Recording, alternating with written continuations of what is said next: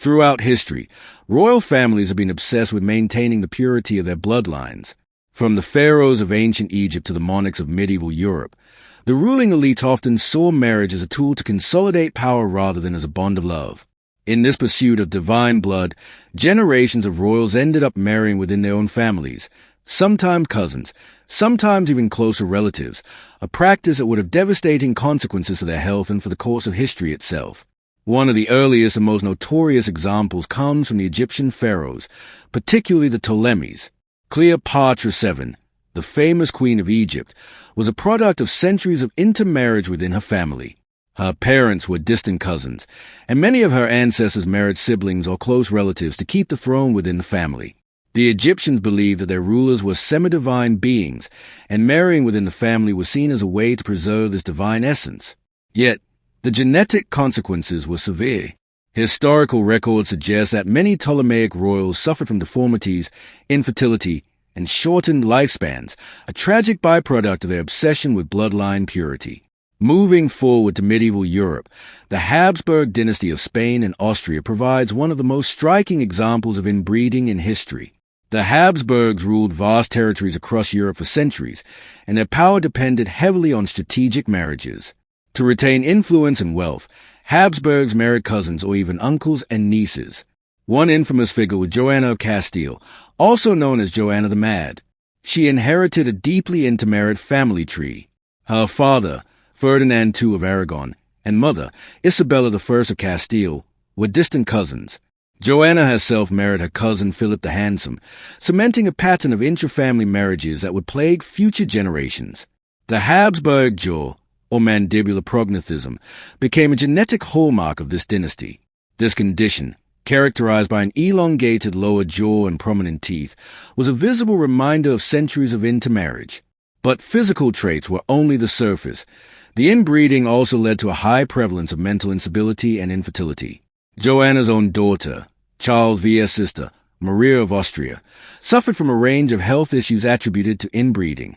Scholars argue that the relentless pursuit of pure royal blood ultimately weakened the dynasty's genetic pool and may have contributed to political instability across Europe.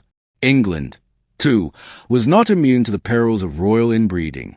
The Tudor dynasty, famous for dramatic and often tragic history, saw a series of marriages designed to consolidate claims to the throne. Henry VIII's obsession with producing a male heir led him to marry multiple women, many of whom were distantly related to him. While not as extreme as the Habsburgs, the interconnections among European royal families meant that the Tudor bloodline was still highly interwoven with other royal houses, passing along hidden genetic vulnerabilities. In addition to the physical and mental health consequences, inbreeding also had social implications. Many royal women, though born into wealth and privilege, suffered from conditions that isolated them from normal court life. Intellectual capacity could be affected, and many were prone to erratic or unpredictable behavior. These women, often pawns in the dynastic chess game, bore the weight of centuries of political maneuvering. Their suffering, largely invisible to the public, reflected the dark side of royal bloodlines. Perhaps one of the most chilling aspects of inbreeding in royal families was the way it shaped the fates of entire nations. When rulers suffered from mental instability, their ability to govern was compromised. Wars were lost, alliances crumbled, and succession crises ensued. A single marriage, chosen to preserve a pure bloodline, could set the stage for decades of turmoil. Women, in particular, were trapped at the intersection of biology and politics. Their bodies were both symbols of dynastic purity and instruments of statecraft, with little regard for their own well-being. In conclusion, the obsession with maintaining royal bloodlines through inbreeding left a lasting legacy. From Egypt to Europe, the consequences were both visible and hidden, affecting the health of women, the stability of kingdoms, and the course of history itself. The story of these women is not merely a tale of privilege and luxury. It is a cautionary chronicle of how power and obsession can override the natural order, leaving generations to pay the price. The dark side of royal bloodlines was as much a biological curse as it was a political strategy, and it shaped the fates of millions, often in ways that remain shocking to modern observers. While Section 1 explored the origins and consequences of royal inbreeding in general, the human cost becomes painfully clear when we examine the lives of individual women trapped in this dynastic web. Many royal women suffered from physical deformities, mental instability, infertility, and social isolation, all consequences of generations of intermarriage intended to preserve pure bloodlines. Their stories reveal a tragic intersection of power, obsession, and biology. One of the most infamous examples is Joanna of Castile, often called Joanna the Mad, born in 1479 to Ferdinand II of Aragon and Isabella I of Castile. Joanna was a product of a deeply intertwined royal lineage. Her marriage to her cousin Philip the Handsome was designed to consolidate political power across Spain and the Habsburg territories, but it proved disastrous for her mental health. Joanna displayed signs of extreme emotional instability, reportedly obsessed with Philip to the point of neglecting her royal duties. After Philip's death, she spent decades confined to a palace under supervision, a victim of both her family's ambitions and her own fragile constitution. Scholars debate how much of her madness was biological versus the result of intense pressure and isolation, but it is clear that inbreeding contributed to her vulnerability. Another tragic case is Maria of Austria, Joanna's daughter. Maria married her cousin Maximilian II, Holy Roman Emperor, in accordance with the Habsburg tradition of dynastic intermarriage. Maria endured numerous pregnancies, many of which resulted in miscarriages or infant deaths, a common outcome in inbred lineages. Though she bore several children who survived, the physical toll on her body was immense, and her life was largely defined by duty rather than personal choice. The Habsburgs' obsession with maintaining a pure lineage directly shaped Maria's experiences, forcing her into a cycle of marriage and childbirth with little autonomy. Beyond Spain and Austria, similar stories can be found throughout Europe. The Bourbon dynasty of France, for example, repeatedly married within a narrow circle of noble families, creating a network of interrelated royal households. Women such as Louise Marie of France and her cousins were expected to marry strategically, often sacrificing personal happiness and health. While the Bourbon women did not display the same extreme physical deformities as the Habsburgs, they were still subject to high rates of infertility, chronic illness, and psychological strain, all subtle yet significant consequences of long-term inbreeding. Even in non-European contexts, the consequences of royal inbreeding were severe. In ancient Egypt, the Ptolemaic queens were frequently married to brothers or cousins. Cleopatra VII herself, though politically astute and famously charismatic, was a result of generations of intermarriage that likely contributed to the small but notable health issues among her ancestors. While Cleopatra managed to navigate these challenges with remarkable intelligence and resilience, her family's genetic legacy illustrates the silent toll of dynastic purity. One recurring theme in the lives of these women is the lack of agency. They were political pawns first and human second. Their marriages were arranged to secure alliances, consolidate power, or prevent claims from rival factions. Personal preference, love, or compatibility rarely factored into these unions.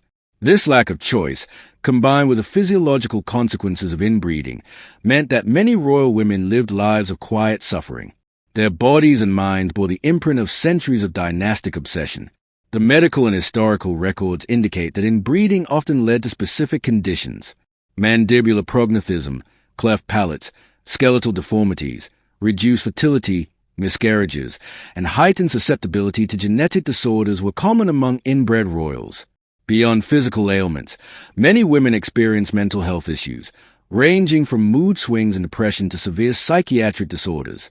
These conditions were frequently misunderstood or misdiagnosed at the time, often blamed on temperament or moral failings rather than recognized as biological consequences. The consequences extended beyond the individual. Inbred women often produced heirs with compromised health, threatening the stability of entire kingdoms. A ruler's physical or mental incapacity could destabilize governments, provoke succession crises, or even lead to wars. For example, the Habsburg repeated intermarriages eventually produced Charles II of Spain, whose severe physical deformities and intellectual disabilities rendered him incapable of effective rule. His death without an heir sparked the War of Spanish Succession, a devastating conflict that reshaped Europe. The roots of this crisis lay centuries earlier in the strategic marriages and inbreeding that produced generations of fragile royals. Despite the tragedy, many of these women demonstrated remarkable resilience. They managed households, negotiated alliances, and influenced politics even when their health was compromised. Joanna of Castile, for instance, remained nominally queen for decades, exercising influence behind the scenes even while confined. Maria of Austria oversaw her children's education and acted as a stabilizing presence in the Habsburg court. These women, though victims of a flawed system, navigated their circumstances with intelligence and strength, leaving a subtle yet enduring mark on history. In retrospect, the story of history's most inbred women serves as both a cautionary tale and a testament to human endurance. It highlights the dangers of valuing bloodlines over human well-being and illustrates the ways in which political ambition can intertwine with biology to devastating effect.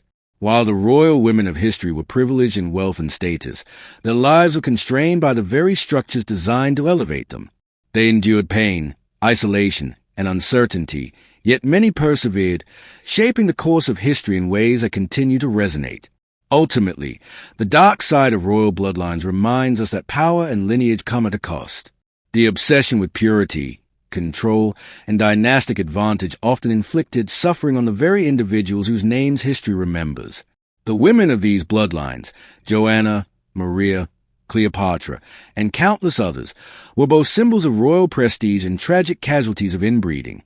Their stories are a stark reminder that the pursuit of perfection in blood, rather than the well-being of people, carries consequences that echo across generations.